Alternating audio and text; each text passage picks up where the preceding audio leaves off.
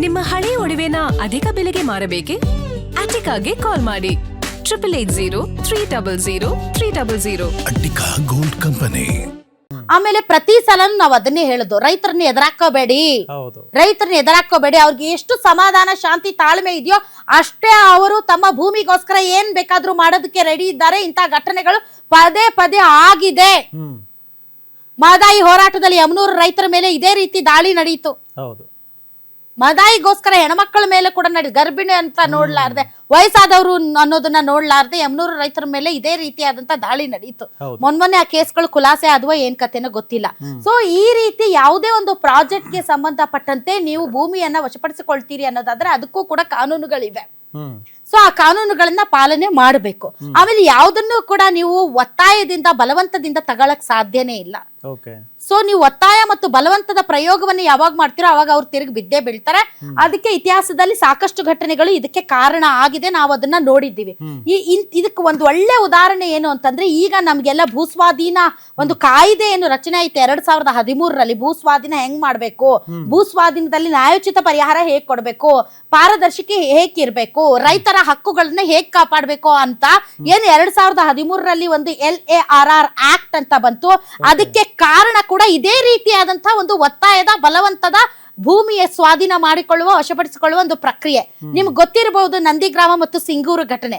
ನಂದಿಗ್ರಾಮದಲ್ಲಿ ವಿಶೇಷ ಆರ್ಥಿಕ ವಲಯ SEZ ಮಾಡೋದಕ್ಕೆ ಹೋದಂತಹ ಸರ್ಕಾರ ಇದ್ದಕ್ಕಿದ್ದಂತೆ ರೈತರ ಭೂಮಿಯನ್ನ ವಶಪಡಿಸಿಕೊಳ್ಳಕ್ಕೆ ಹೋದಾಗ ಇದೇ ರೀತಿ ಮಹಿಳೆಯರು ಮಾನವ ಸರಪಳಿ ಮಾಡಿದ್ರು. ಕೈಗೆ ಸಿಕ್ಕಂತಹ ಒನಕೆ, ಕತ್ತಿ, ಚಾಕು ಮತ್ತು ಪೊರಕೆ ಏನೇನಿದೆ ಎಲ್ಲ ಹಿಡ್ಕೊಂಡು ಹೋದ್ರು. ಪೊಲೀಸರು ಆಗಿದ್ದಂತಹ ಎಡಪಂಥೀಯ ಸರ್ಕಾರ, ಕಮ್ಯುನಿಸ್ಟ್ ಸರ್ಕಾರ ಗೋಲಿಬಾರ್ ಮಾಡ್ತಾ 14 ಜನ ಸತ್ತೋದ್ರು. ಬಹಳಷ್ಟು ಜನ ಇದ್ರಲ್ಲಿ ಗಾಯಗೊಂಡ್ರು. ಆ ಪಶ್ಚಿಮ ಬಂಗಾಳದಲ್ಲಿ ನಡೆದಂತಹ ಘಟನೆಯಿಂದ ಇಡೀ ದೇಶಾದ್ಯಂತ ಆಕ್ರೋಶ ವ್ಯಕ್ತವಾಯಿತು. 34 ವರ್ಷಗಳ ಕಾಲ ಆಡಳಿತ ನಡೆಸಿದಂತ ಕಮ್ಯುನಿಸ್ಟ್ ಸರ್ಕಾರ ಕಿತ್ತು ಹೋಗೋದಕ್ಕೆ ಇದೇ ರೀತಿ ಬಲವಂತದ ಭೂಸ್ವಾಧೀನ ಪ್ರಕ್ರಿಯೆ ನಂದಿಗ್ರಾಮದ ಕಾರಣ ಆಯ್ತು. ಮಮತಾ ಬ್ಯಾನರ್ಜಿ ಅವರು ಎಡಪಂಥೀಯ ಸರ್ಕಾರವನ್ನ ಕಿತ್ತಿಸ್ದು ಅವರು ಅಧಿಕಾರಕ್ಕೆ ಬರೋದಕ್ಕೆ ಇದೇ ಕಾರಣ ಆಯ್ತು. ಇದೇ ರೀತಿಯಾದಂತಹ ಹೋರಾಟ ಕಾರಣ ಆಯ್ತು. ಇಷ್ಟು ಸಣ್ಣ ಪ್ರಮಾಣದಲ್ಲಿ ಇದಿದೆ, ಅದು ತುಂಬಾ ದೊಡ್ಡ ಪ್ರಮಾಣದಲ್ಲಿ ನಡೆದಂತದ್ದು. ಸೊ ಹೀಗಾಗಿ ಸರ್ಕಾರಗಳನ್ನೇ ಬದಲಿಸುವಂತಹ ಶಕ್ತಿ ರೈತರಿಗಿದೆ. ಸೊ ಇದೇ ರೀತಿ ಭೂಮಿಯನ್ನ ವಶಪಡಿಸಿಕೊಳ್ಳಕ್ ಹೋಗಿ ನಂದಿಗ್ರಾಮದಲ್ಲಿ 2007ರಲ್ಲಿ ಜನವರಿಯಲ್ಲಿ ದೊಡ್ಡ ಹೋರಾಟ ಆಯ್ತು, ರಾಜಕೀಯ ಪಲ್ಲಟ ಆಯ್ತು, ಮಹಿಳೆಯರು ಉಗ್ರ ಹೋರಾಟ ಮಾಡಿದ್ರು. ಈ ಘಟನೆಯಿಂದ ಭೂಸ್ವಾಧೀನ ಪ್ರಕ್ರಿಯೆಯ ಕಾನೂನುಗಳೇ ಬದಲಾಗೋದು ನಂದಿಗ್ರಾಮ ಘಟನೆ ಆದ ಮೇಲೆ.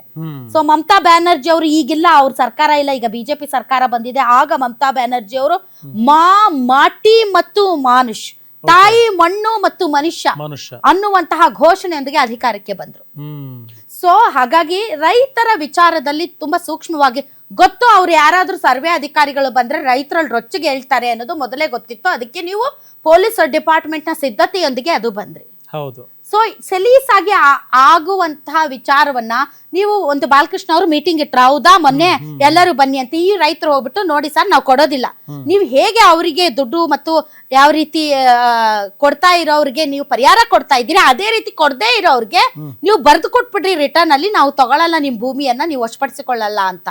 ಆಯ್ತು, ನಾನು ಮುಖ್ಯಮಂತ್ರಿಗಳ ಜೊತೆ ಮಾತಾಡ್ತೀನಿ, ಮುಖ್ಯಮಂತ್ರಿಗಳ ಜೊತೆಗೆ ಒಂದು ಸಭೆಯನ್ನ ನಿಮ್ಗೆ ಫಿಕ್ಸ್ ಮಾಡ್ತೀನಿ, ಮುಖ್ಯಮಂತ್ರಿಗಳ ಜೊತೆ ಸಭೆ ಫಿಕ್ಸ್ ಮಾಡಿದ್ಮೇಲೆ ನಾ ಈ ವಿಚಾರದಲ್ಲಿ ನಿಮ್ಗೆ ಗ್ಯಾರಂಟಿ ಕೊಡ್ತೀವಿ ಅಂತ ಹೇಳಿ ಬಾಲಕೃಷ್ಣ ಅವ್ರು ಪ್ರಾಮಿಸ್ ಮಾಡಿದ್ರಲ್ಲ ಸ್ವಾಮಿ, ಇವತ್ತು ಹೆಂಗ್ ನುಗ್ಗಿದ್ರ ಅಧಿಕಾರಿಗಳು ಹೇಳಿ ನೀವು? ಹೌದಲ್ಲ, ನೀವು ಇತ್ಯರ್ಥ ಮಾಡ್ಬೇಕಾಗಿತ್ತಲ್ಲ. ಯಾರ್ಯಾರು ಭೂಮಿ ಕೊಡ್ತಾ ಇಲ್ಲ ರೈತರನ್ನ ಕರ್ಕೊಂಡು ಹೋಗಿ DK ಶಿವಕುಮಾರ್ ಅವ್ರ ಹತ್ರ ಮಾತಾಡ್ಸ್ಬೇಕಾಗಿತ್ತಲ್ಲ, ನೀವು ಪ್ರಾಮಿಸ್ ಮಾಡಿದ್ರಲ್ಲ ರೈತರಿಗೆ. ಸೊ ನೀವು ಪ್ರಾಮಿಸ್ ಮಾಡಿದ್ರೆ ನೀವು ಕೂರ್ಸ್ ಮಾತಾಡ್ಸ್ಬೇಕಾಗಿತ್ತು. ಅವರಿಂದ ಏನ್ ಅಶ್ಯೂರೆನ್ಸ್ ಸಿಗ್ತಾ ಇಲ್ವೋ ಅನ್ನೋದನ್ನ ನೋಡ್ಕೊಂಡು ಅವ್ರ ಮುಂದಿನ ಹೋರಾಟದ ರೂಪರೇಷನ್ ಡಿಸೈಡ್ ಮಾಡ್ತಾ ಇದ್ರು. ನೀವು ಅವ್ರದ್ದು ಯಾವುದೇ ಮನವಿಯನ್ನ ಪುರಸ್ಕರಿಸದೆ ಅಲ್ಲ, ಸುಮಾರು 500 ದಿನಗಳಿಂದ ಹೋರಾಟ ಮಾಡ್ತಾ ಇರುವಂತಹ ರೈತರು ಒಂದ್ ಕಡೆ, ಕಳೆದ ಕೆಲವು 2 ವಾರಗಳಿಂದ ಕುಮಾರಸ್ವಾಮಿ ಹೋಗ್ಬಿಟ್ಟು ಅಲ್ಲಿ ವೇದಿಕೆ ಮೇಲೆ ಕುತ್ಕೊಂಡು ಎಷ್ಟು ದಿನ ಆಯ್ತು, ಒಂದು 10 ದಿನ ಆಯ್ತಾ, 15 ದಿನ ಆಯ್ತಾ, ಒಂದ್ 2 ವಾರ ಆಯ್ತಾ? ಸೊ 2 ವಾರಗಳಿಂದ ನಮಗೆ ಭೂಮಿಯನ್ನ ನಾವು ಕೊಡ್ತೀವಿ, ನಮ್ ಭೂಮಿ ತಗೊಳ್ಳಿ ಅನ್ನುವಂತ ರೈತರು ಪ್ರತಿಭಟನೆ ಮಾಡ್ತಾ ಇದ್ದಾರೆ. ಕೇವಲ 2 ವಾರ, 2 ವಾರದಿಂದ 15 ದಿನ ಅಂತ ಇಟ್ಕೊಳ್ರಿ. 500 ದಿನಗಳಿಂದ ಹೋರಾಟ ಮಾಡ್ತಾ ಇದಾರಲ್ಲ, ಅವರ ಮನವಿಯನ್ನ ಕೇಳಕ್ ನೀವು ರೆಡಿ ಇಲ್ಲ. 10-15 ದಿನದಿಂದ ಏನು ಹೋರಾಟ ಮಾಡ್ತಾ ಇದಾರೆ ಅವ್ರ ಮನವಿಯನ್ನ ಕೇಳೋದಕ್ಕೆ ನಿಮ್ ಪುಸ್ತಕ ಅಂತ ಟೈಮ್ ಇರುತ್ತೆ, ಓಡೋಗ್ಬಿಡ್ತೀರಾ. ಹೌದಲ್ವಾ? ಅವರು ರೈತರೇ, ಇವರು ರೈತರೇ, ಕೊಡೋರ್ ಬೇಡ ಅನ್ನಲ್ಲ, ಕೊಡದೆ ಇರೋರ್ಗೆ ಕೊಡಿ ಅನ್ನಲ್ಲ. ಹೌದಾ? ಹೌದು, ಅವ್ರವ್ರ ವಿಚಾರ ನೀವ್ ಇತ್ಯರ್ಥ ಮಾಡ್ಬೇಕು ಸರ್ಕಾರಗಳು. ಇವತ್ತು ಅಧಿಕಾರಿಗಳು ಹೋದಾಗ, ಸರ್ವೆ ಮಾಡೋದಕ್ಕೆ ಹೋದಾಗ, ನಮ್ಗೆ ಬೇಡ ಅಂದ್ಮೇಲೆ ನೀವ್ ಬರ್ತೀರಿ ಅಂತ ಅವ್ರು ಕೇಳೋದು ಸಹಜ ಇದೆ ಪ್ರಶ್ನೆ. ಆದ್ರೆ ಕಾನೂನನ್ನ ಕೈಗೆತ್ತಿಕೊಳ್ಳೋದು, ನೀವು DC ಹತ್ರ ಹೋಗ್ಬೇಕಾಗಿತ್ತು, ಆಕ್ಷೇಪಣೆ ಸಲ್ಲಿಸಬೇಕಾಗಿತ್ತು ಅಂತ ನಾವೆಲ್ಲ ಇಲ್ಲಿ ಕುತ್ಕೊಂಡು ಭಾಷಣ ಹೊಡಿತೀವಿ. ಇಷ್ಟ ದಿನ ಅವ್ರು ಏನ್ ಮಾಡ್ತಾ ಇದ್ರು, ಕತೆ ಕಾಯ್ತಾ ಇದ್ರು ಅಲ್ಲಿ ಕುತ್ಕೊಂಡು ಮನೆ ಮಠ ಬಿಟ್ಟು ಹೆಣ್ಮಕ್ಳು. ನಮ್ಮ ಸಮಸ್ಯೆನ ಆಲಿಸಿ ಅಂತ ತಾನೇ ಅವ್ರು ಪ್ರತಿಭಟನೆ, ಉಪವಾಸ ಸತ್ಯಾಗ್ರಹ ಎಲ್ಲ ಮಾಡ್ತಾ ಇರೋದು. ಇವತ್ತು ಪೊರ್ಕೆ ಇಟ್ಕೊಂಡೆ ಕೂತಿದ್ರು, ಅವ್ರು ಗೊತ್ತಿತ್ತು ಇವತ್ತು ಅಧಿಕಾರಿಗಳು ಬರ್ತಾರೆ ಅಂತ, ಬನ್ನಿ ನೋಡೋಣ ಅಂತ. ಸೊ ನಿಮ್ಗೂ ಗೊತ್ತಿತ್ತು ಅವ್ರು ಕೂತಿದ್ದಾರೆ ಅಂತ, ಇಲ್ಲೇನೋ ಆಗುತ್ತೆ ಅಂತ ನಿಮ್ಗೂ ಬೇಕಾಗಿರೋದು ಅಲ್ಲಿ ಏನಾದ್ರು ಒಂದು ಆಗಬೇಕು, ಇವ್ರನ್ನೆಲ್ಲ ಎತ್ತಿ ಒಳಗೆ ಹಾಕ್ಬೇಕು, ಇವ್ರ ಮೇಲೆ ಕೇಸ್ ಹಾಕ್ಬೇಕು, ಇವ್ರ ಮೇಲೆ FIR ಹಾಕ್ಬೇಕು, ಇವ್ರನ್ನ ಹೊಡಿಬೇಕು, ಇವ್ರನ್ನ ಚಿತ್ರ ಮಾಡ್ಬೇಕು ಅಂತ ನೀವು ಕಾಯ್ಕೊಂಡಿದ್ರಿ. ಇಟ್ಸ್ ವೆಲ್ ಪ್ಲಾನ್ಡ್ ಅಷ್ಟೇ. ಗೊತ್ತು ರೈತರಿಗಿಂತ ವಿಚಾರದಲ್ಲಿ ಸಿಟ್ಟು ನೆತ್ತಿಗೆ ಇರುತ್ತೆ. ಯಾಕೆ ಅಂದ್ರೆ ಇಷ್ಟ ದಿನ ಉಪವಾಸ ಮಾಡಿ, ಇಷ್ಟ ದಿನ ಹೋರಾಟ ಮಾಡಿದವ್ರನ್ನ ನೀವು ಇದ್ದಕ್ಕಿದ್ದಂತೆ ಬಂದು ನಾನು ಟೇಪ್ ಇಟ್ಕೊಂಡು ಅಳಿತೀನಿ ಅಂತಂದ್ರೆ ಭೂಮಿನ ಬಿಟ್ಕೊಡಕ್ಕೆ ರೆಡಿ ಇಲ್ದೇ ಇರೋರು ಅದಕ್ಕೆ ಒಪ್ಪಿಗೆ ಕೊಡ್ತಾರಾ? ಕೊಡಲ್ಲ, 100% ಕೊಡಲ್ಲ. ಈಗ ನೀವು ಬಲವಂತವಾಗಿಯೂ ಕೂಡ ವಶಪಡಿಸಿಕೊಳ್ಳಬಹುದು. 80% ಅಲ್ಲಿ ಒಮ್ಮತ ಇದ್ರೆ, ಅಲ್ಲಿ ಇದೆಯಾ ಇಲ್ವಾ ಅನ್ನೋದಕ್ಕೆ ಕ್ಲಾರಿಟಿ ಇಲ್ಲ. ಒಂದೊಂದು ಗ್ರಾಮದಲ್ಲಿ 50-50% ಇದ್ದಾರೆ. ಕೊಡ್ತೀನಿ ಅನ್ನೋರು ಇದ್ದಾರೆ, ಕೊಡಲ್ಲ ಅನ್ನೋರು ಇದ್ದಾರೆ. ಹೌದಲ್ವಾ?